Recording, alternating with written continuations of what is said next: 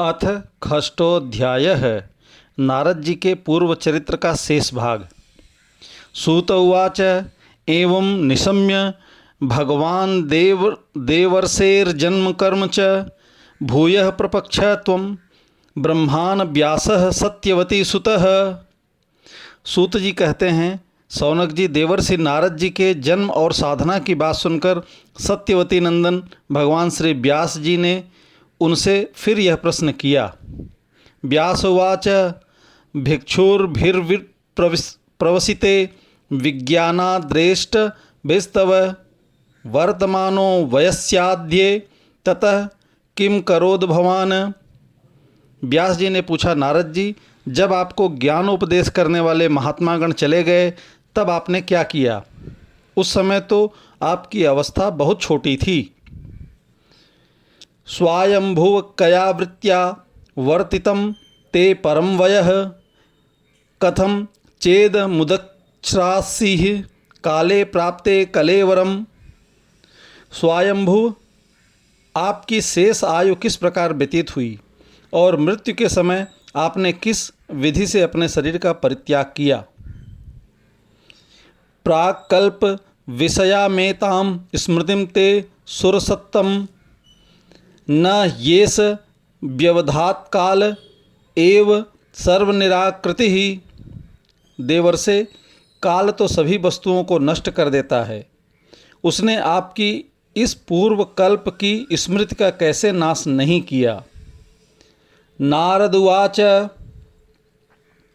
भिक्षुर्भिर्विप्रवसिते विज्ञानाद्रेष्ट भिर्मम वर्तमानो वयस्याद्ये ततः एतद कारसम। नारद जी ने कहा, मुझे ज्ञानोपदेश करने वाले महात्मागण जब चले गए तब मैंने इस प्रकार अपना जीवन व्यतीत किया, यद्यपि उस समय मेरी अवस्था बहुत छोटी थी। एकात्मजा में जननी योषिन्मूढ़ा च किंकरी मय्यात्मजे अन्य गतौ चक्रे स्नेहानुबंधनम। मैं अपनी माँ का इकलौता लड़का था। एक तो वह स्त्री थी, दूसरे मूढ़ और तीसरे दासी थी। मुझे भी उसके सिवा और कोई सहारा नहीं था। उसने अपने को मेरे स्नेह पास से जकड़ रखा था। सा स्वतंत्रा न कल्पा असीद्योगक्षेमं ममेच्छति ईशस्य ही वसे लोको योषा दारुमयी यथा। वह मेरे योगक्षेम की चिंता तो बहुत करती थी, परंतु पराधीन होने के कारण कुछ कर नहीं पाती थी। जैसे कठपुतली नचाने वाले की इच्छा के अनुसार ही नाचती है, वैसे ही यह सारा संसार ईश्वर के अधीन है। अहम च तद्ब्रह्मकुले उशिवांस तदपेक्षया दिग्देश कालाव्युत्पन्नो बालकः पंचहायनः। मैं भी अपनी माँ के स्नेह बंधन में बंधकर उस ब्राह्मण बस्ती में ही रहा। मेरी अवस्था केवल 5 वर्ष की थी। मुझे दिशा, देश और काल के संबंध में कुछ भी ज्ञान नहीं था। एकदा निर्गताम गेहादुहंतीम निशिम गापथिः सर्पोदस्पदा स्पृष्टः कृपणाम कालचोदितः। एक दिन की बात है, मेरी माँ गौ दुहने के लिए रात के समय घर से निकली। रास्ते में उसके पैर से सांप छू गया। उसने उस बेचारी को डस लिया। उस सांप का क्या दोष, काल की ऐसी ही प्रेरणा थी। तदा तदमहिषस्य नाम समभीप्तसः अनुग्रहं मन्यमानः प्रातिष्ठां दिशमुत्तराम। मैंने समझा भक्तों का मंगल चाहने वाले भगवान का यह भी एक अनुग्रह ही है। इसके बाद मैं उत्तर दिशा की ओर चल पड़ा। स्फीतांजन पदास्तत्र पुरग्राम ब्रजाकरान खेट खरवट वाटीश्च वनान्युपवनानि च चित्रा धातु विचित्रादि दीनि निभभग्न भुजद्रुमान जलाशयांछित वजलानलिनीसुरसेविताः चित्रस्त्वनैः पत्रैर्बिभ्रमदभ्रमरश्रियः नलवेणुसरस्त अम्बकुशकीचक गह्वरम् एक एवातियातो अहमाद्राक्षं विपिनं महत घोरं प्रतिभयाकारं व्यालोलुक शिवाजिरम। उस ओर मार्ग में मुझे अनेकों धन धान्य से संपन्न देश, नगर, गांव, अहीरों की चलती फिरती बस्तियां, खाने, खेड़े, नदी और पर्वतों के तटवर्ती पड़ाव, वाटिकाएं, वन उपवन और रंग बिरंगी धातुओं से युक्त विचित्र पर्वत दिखाई पड़े। कहीं कहीं जंगली वृक्ष थे जिनकी बड़ी बड़ी शाखाएं हाथियों ने तोड़ डाली थी। शीतल जल से भरे हुए जलाशय थे जिसमें देवताओं के काम में आने वाले कमल थे। उन पर पक्षी तरह तरह की बोली बोल रहे थे और भौरे मंडरा रहे थे। यह सब देखता हुआ मैं आगे बढ़ा। मैं अकेला ही था। इतना लंबा मार्ग तय करने पर मैंने एक घोर गहन जंगल देखा। उसमें नरकट, बांस, सैंठा, कुश, कीचक आदि थे। उनकी लंबाई चौड़ाई भी बहुत थी और वह सांप, उल्लू, सियार आदि भयंकर जीवों का घर हो रहा था। देखने में बड़ा भयावना लगता था। परिश्रांतेन्द्रियात्माहं तटपरीतो बुभुक्षितः स्नात्वा पीत्वा हृदय नद्या उपसृष्टो गतश्रमः। चलते चलते मेरा शरीर और इंद्रियां शिथिल हो गई। मुझे बड़े जोर की प्यास लगी। भूखा तो था ही। वहाँ एक नदी मिली। उसके कुंड में मैंने स्नान, जलपान और आचमन किया। इससे मेरी थकावट मिट गई। तस्मिन् मनुजे अरण्ये पिप्पलोपस्थितः आस्थितः आत्ममानस्थं यथाश्रुतं चिंतयन्। उस विजन वन में एक पीपल के नीचे आसन लगाकर मैं बैठ गया। उन महात्माओं से जैसा मैंने सुना था, हृदय में रहने वाले परमात्मा के उसी स्वरूप का मैं मन ही मन ध्यान करने लगा।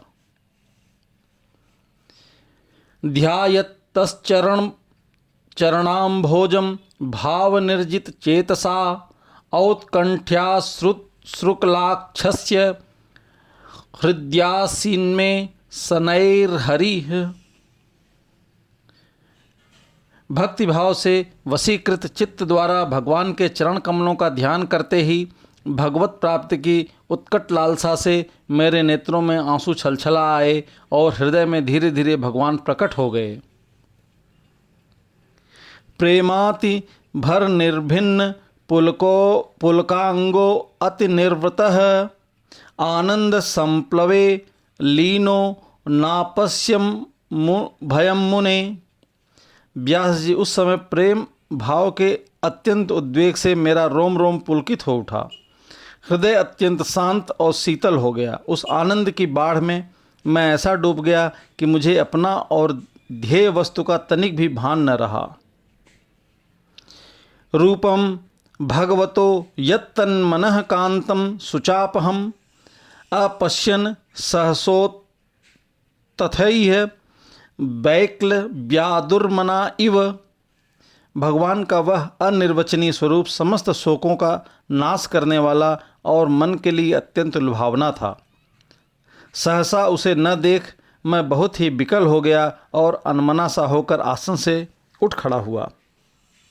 दिदृक्षस्तदहं भूयं प्रणिधाय मनोहृदि वीक्षमाणोऽपि नापस्म्य वितृप्त इवातुरः। मैंने उस स्वरूप का दर्शन फिर करना चाहा, किंतु मन को हृदय में समाहित करके बार बार दर्शन की चेष्टा करने पर भी मैं उसे नहीं देख सका। मैं अतृप्त के समान आतुर हो उठा। एवं यतंतम विजने मामाहा गोचरो निगा गिराम गंभीरश्लक्षणा वाचा शुचः प्रश्रम यन्निव। इस प्रकार निर्जन वन में मुझे प्रयत्न करते देख स्वयं भगवान ने, जो वाणी के विषय नहीं थे, बड़ी गंभीर और मधुर वाणी से मेरे शोक को शांत करते हुए से कहा, हतास्मिन् जन्मनि भवान्मा मां दृष्टमिहार्हति अविपक्व कषायाणां दुर्दशो अहम कुयोगिनाम। खेद है कि तुम इस जन्म में मेरा दर्शन नहीं कर सकोगे। जिसकी वासनाएं पूर्णतया शांत नहीं हो गई हैं, उन अधकचरे योगियों को मेरा दर्शन अत्यंत दुर्लभ है। सकृद यद दर्शितम रूप मेतकात्माय तेन घ मत्कामः सनकैः साधुः सर्वां मुंचति हृच्छयान। निष्पाप बालक, तुम्हारे हृदय में मुझे प्राप्त करने की लालसा जागृत करने के लिए ही मैंने एक बार तुम्हें अपने रूप की झलक दिखाई है। मुझे प्राप्त करने की आकांक्षा से युक्त साधक धीरे धीरे हृदय की संपूर्ण वासनाओं का भली भांति त्याग कर देता है। सतसेवया दीर्घया ते जाता मयि दृढ़ा मतिः हित्वा वद्यमिमं लोकं गंता मज्जना तामसी। अल्पकालीन संत सेवा से ही तुम्हारी चित्तवृत्ति मुझ में स्थिर हो गई है। अब तुम इस प्राकृत मलिन शरीर को छोड़कर मेरे पार्षद हो जाओगे। मतिर्मयि निबद्धेयं न विपद्येत कहिर्चित प्रजासर्ग निरोधेऽपि स्मृतिश्च मदनुग्रहात्। मुझे प्राप्त करने का तुम्हारा यह दृढ़ निश्चय कभी किसी प्रकार नहीं टूटेगा। समस्त सृष्टि का प्रलय हो जाने पर भी मेरी कृपा से तुम्हें मेरी स्मृति बनी रहेगी। एता वदुक्त्योपराम तन्म हृदभूतम नभोलिंगम मलिंगम मीश्वरम अहम च तस्मै महता महीयसे शीर्ष्णावनामं विदधे अनुकंपितः। आकाश के समान अव्यक्त सर्वशक्तिमान महान परमात्मा इतना कहकर चुप हो रहे। उनकी इस कृपा का अनुभव करके मैंने उन श्रेष्ठों में से भी श्रेष्ठतर भगवान को सिर झुकाकर प्रणाम किया। नामान्यनन्तस्य हतत्रपः पठन् गुह्यानि भद्राणि कृतानि च स्मरन् गां पर्यटन् स्तुताष्टमना गतस्पृहः कालं प्रतीक्षन् विमदो विमत्सरः। तभी से मैं लज्जा संकोच छोड़कर भगवान के अत्यंत रहस्यमय और मंगलमय मधुर नामों और लीलाओं का कीर्तन और स्मरण करने लगा।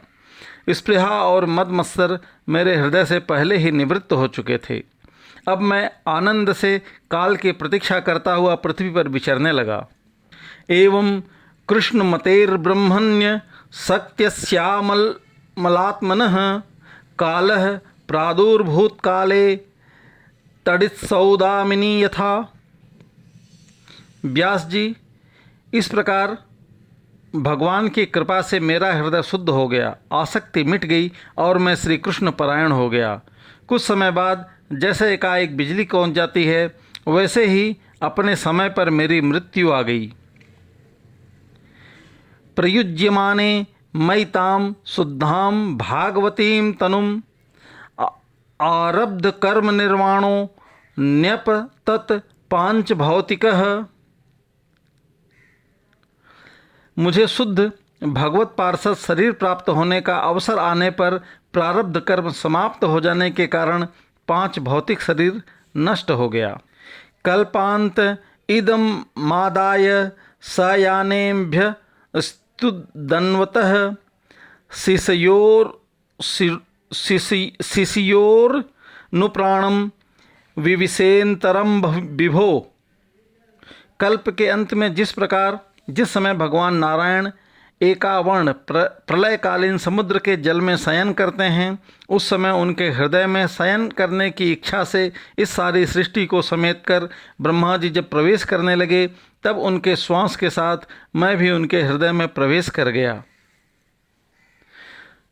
सहस्र युग पर्यन्ते उत्थायेदं श्रीसृक्षतः मरीच मिश्रा ऋषयः प्राणेभ्यो अहम च जगजिरे। 1 सहस्र चतुर्युगी बीत जाने पर जब ब्रह्मा जगे और उन्होंने सृष्टि करने की इच्छा की, तब उनकी इंद्रियों से मरीच आदि ऋषियों के साथ मैं भी प्रकट हो गया। अंतर्बहिश्च लोकां स्त्रीन् पर्येम्य स्कंदित व्रतः अनुग्रहान् महाविष्णोर विघात गति क्वचिद। तभी से मैं भगवान की कृपा से बैकुंठ आदि और तीनों लोकों में बाहर और भीतर बिना किसी रोक टोक के विचरण करता हूँ। मेरे जीवन का व्रत भगवत भजन अखंड रूप से चलता रहता है। देवदत्ता मिमां वीणां स्वर ब्रह्म विभूषितां मूर्या छित्वा हरिकथां गायमानश्चराम्यहम्। भगवान की दी हुई इस स्वर ब्रह्म से विभूषित वीणा पर तान छेड़कर मैं उनकी लीलाओं का गान करता हुआ सारे संसार में विचरता हूँ। प्रयागतः स्ववीर्याणि तीर्थपादः प्रियस्रवाः आहूत इव मे शीघ्रं दर्शनम याति चेतसी। जब मैं उनकी लीलाओं का गान करने लगता हूँ, तब वे प्रभु जिनके चरण कमल समस्त तीर्थों के उद्गम स्थान हैं और जिनका यशोगान मुझे बहुत ही प्रिय लगता है, बुलाए हुए की भांति तुरंत मेरे हृदय में आकर दर्शन देते हैं। एतद्ध्यातुर्चित्तानां मात्रा स्पर्शेच्छया मुहुः भव सिंधु प्लवो दृष्टो हरिचर्यानुवर्णनम। जिन लोगों का चित्त निरंतर विषय भोगों की कामना से आतुर हो रहा है, उनके लिए भगवान की लीलाओं का कीर्तन संसार सागर से पार जाने का जहाज है। यह मेरा अपना अनुभव है। यमद्भिर्योग पथैः काम लोभ हतो मुहुः मुकुंद सेवया यद्वत्तथा आत्माधान साम्यति। काम और लोभ की चोट से बार बार घायल हुआ हृदय श्री कृष्ण सेवा से जैसे प्रत्यक्ष शांति का अनुभव करता है। यम नियम आदि योग मार्गों से वैसी शांति नहीं मिल सकती है। सर्व तदिदमाख्यातम यत् पृष्ठो अहम त्वया नघ जन्म कर्म रहस्यम में भवतश्चात्म तोषणम। व्यास जी, आप निष्पाप हैं। आपने मुझसे जो कुछ पूछा था वह सब अपने जन्म और साधना का रहस्य तथा आपकी आत्मतुष्टि का उपाय मैंने बतला दिया। सूत उवाच एवं संभाव्य भगवान नारदो वासवीसुतम आमंत्र्य वीणाम रणयन ययौ यादृच्छिको मुनिः। श्री सूत जी कहते हैं, सौनकादि ऋषियों, देवर्षि नारद ने व्यास से इस प्रकार कहकर जाने की अनुमति ली और वीणा बजाते हुए स्वच्छंद विचरण के लिए वे चल पड़े। अहोर देवर्षिर्धन्यो अयम यत्कीर्तिम सारंगम धन्वनः गायन्माद्य निदम तंत्रा रमयत्यातुरम जगत। आहा, ये देवर्षि नारद धन्य हैं, क्योंकि ये सारंग पाणी भगवान की कीर्ति को अपनी वीणा पर गा गाकर स्वयं तो आनंद मग्न होते ही हैं, साथ साथ ही इस त्रितापतप्त जगत को भी आनंदित करते रहते हैं। इति श्रीमद् भागवते महापुराणे पारमहंस्यां संहितायां प्रथम स्कंधे व्यास नारद संवादे षष्ठो अध्यायः। हरि ओम तत्सत्, हरि ओम तत्सत्, हरि ओम तत्सत्।